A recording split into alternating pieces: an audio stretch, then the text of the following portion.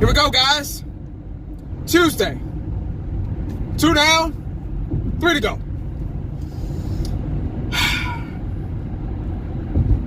You know, I was not going to make a video today. And I'm serious, guys. I know I say that a lot, but I really was not going to make a video. Honest. Like, I didn't feel like it. I was like, I'm just going to drive home in this traffic and just listen to Christmas music and just have a jolly old time.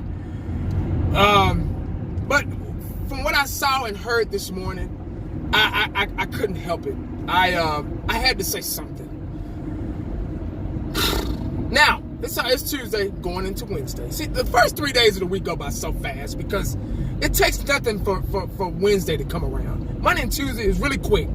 And Wednesday, boom, already halfway through the week. And before you know it, it'll be game time. But anyway, guys, I got to say something about what I heard this morning. I was listening to, and I know y'all tell me a million times to stop listening to the talking heads on ESPN and Fox Sports and NFL Network, but I can't help it. It's something in me. I gotta. It's almost like a keep your friends close, but keep your enemies closer type thing. I gotta know what they're saying, especially if it's about the Dallas Cowboys. And y'all know how I am. I gotta listen. I gotta know.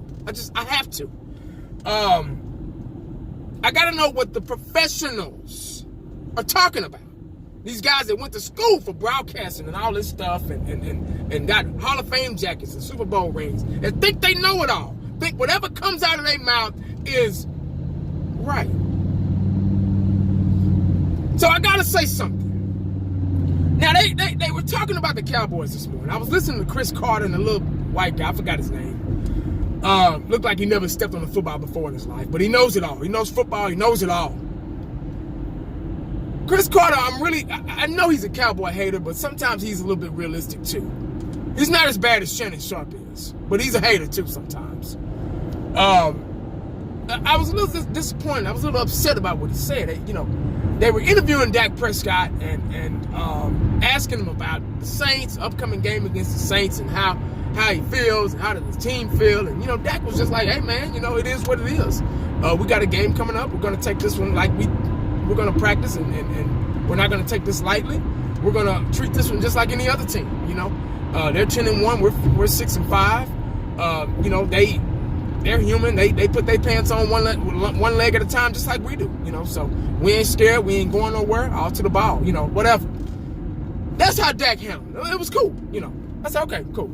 So Chris Carter made fun of the situation by what he said. I don't know why you're talking about another man's pants. I don't ever talk about another man's pants and all this stuff. I wanted to turn it into some shit that it wasn't. Just kind of laughing and making a mockery about what he said. If you got to say that means you're scared. Whatever, man. Look here, dog. What was Dak supposed to say? Was Dak Prescott supposed to get up there and say, you know what? We're scared of the Saints. We're not going to show up. As a matter of fact, go ahead and forfeit the game. Was Dak Prescott supposed to say, you know what? They're a better team. They're 10-1. We're 6-5.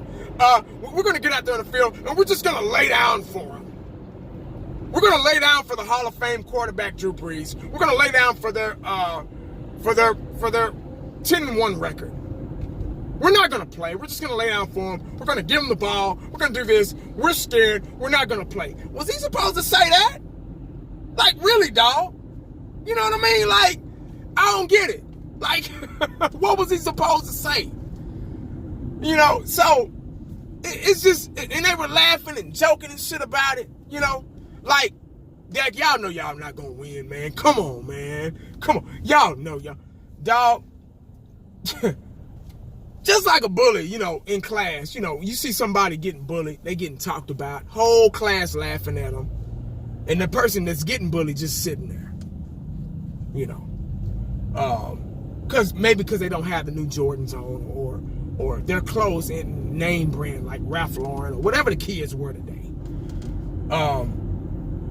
But everybody's laughing and talking about them, and kind of like that. I had to say something. You kick a dog too many times before before he bites you back. It would be really great. Wouldn't it be great? Wouldn't it be great if we won that game Thursday night? Everybody's betting on us to lose. We're the underdog. Vegas voted on us to lose. 10-1 against 6-5. The best team in football against the sorry Dallas Cowboys. Wouldn't it be something if we won? It would really be nice if we won that game and shut their asses up. Shut them up. Every single last suit on those shows.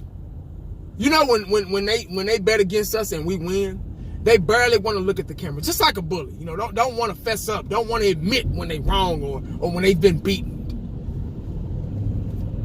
They barely want to look at the camera and fess up and admit that they were wrong. They barely want to do it. Friday morning would be a dream come true if we won that game.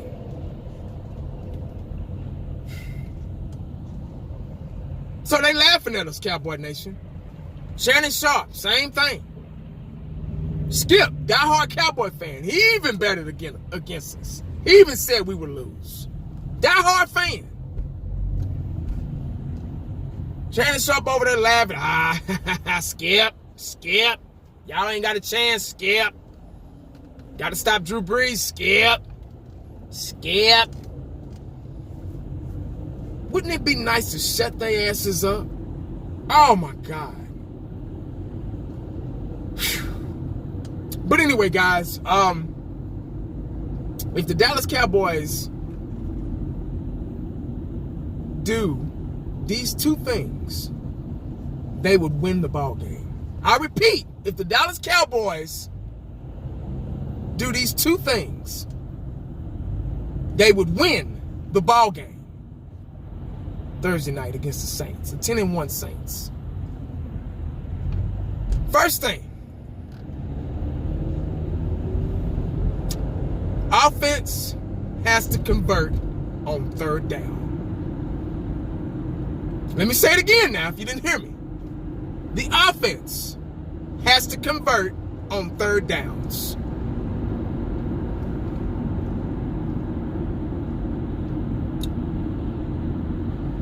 That'll open up so many doors. Got to get downfield. Cannot drive all the way downfield and kick field goals. Can't do it. You cannot beat Drew Brees and the Saints with field goals. It ain't going to happen. They don't play that. They like to run up the scoreboard. You get them an opportunity to get on the field, guess what's going to happen? Got to keep them off the field.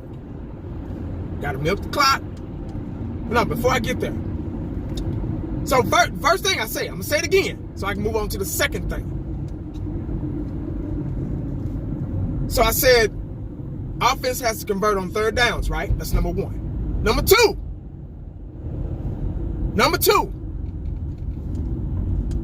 defense has to get off the field. Let me say it again now.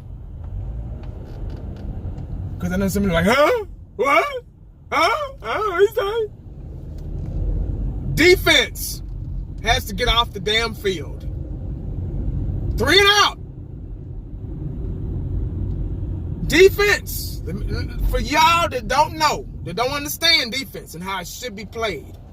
And I don't need no damn film session for these two things that I'm naming to win the game. Defense is designed to get off of the field. Coach told me that a long time ago. Defense is designed for 3 and out and get back off the field. Get the ball back. Do not treat defense like offense. We're not using defense to milk the clock. We're not using defense to strategize our clock management while we're on defense. We're getting out there. We're doing 3 and outs. And we're getting back off the field. Because guess what? If you candy asses stay out there like you've been doing, letting teams convert on third down, nickel and dime up the field, you're going to get tired. You can't think while you're tired. You can't think while you're tired. Those two things, it's like oil and water. It don't mix. You cannot play. You cannot make plays with your hands on your hips or your hands above your head because you're tired, because you're sucking wind. Fatigue, like Jimmy Johnson said, fatigue makes cowards of us all. So if you're on defense and you're tired because your coach, your defensive coordinator, or whomever is calling conservative cover 3, cover 4, dime, prevent defenses all the fucking time, you're going to be out there for a long time and you're going to get tired. Bottom line. So you can say, oh, well, you just got 2 things, man. 1980, you just named 2 things. You left out things. See? No, I didn't. See, if you know football, if you know the game, those 2 things I just named opens up so many other doors for everything else. If you convert on 3rd down, everybody gets touches on offense. Amari Cooper, Hurd, Gallup, Zeke, whoever's going to be in there at tight end. It gives an offensive chance. It gives the offense the chance to strategically get downfield and wear out the defense. Milk the clock. Control time of possession.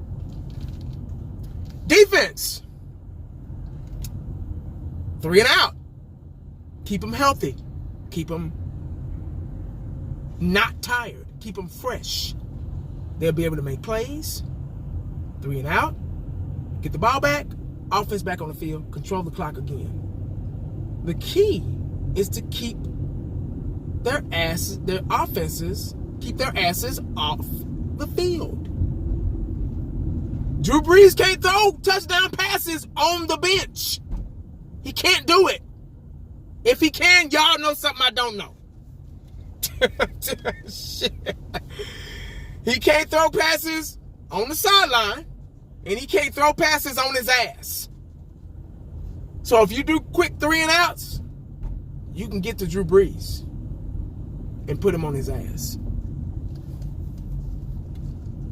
That's all I got to say, man.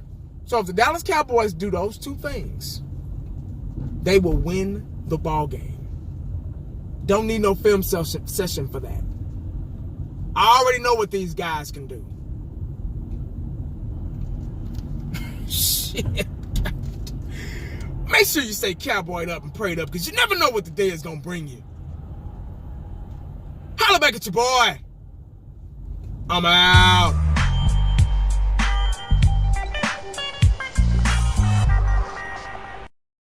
And the only thing else I got to say is,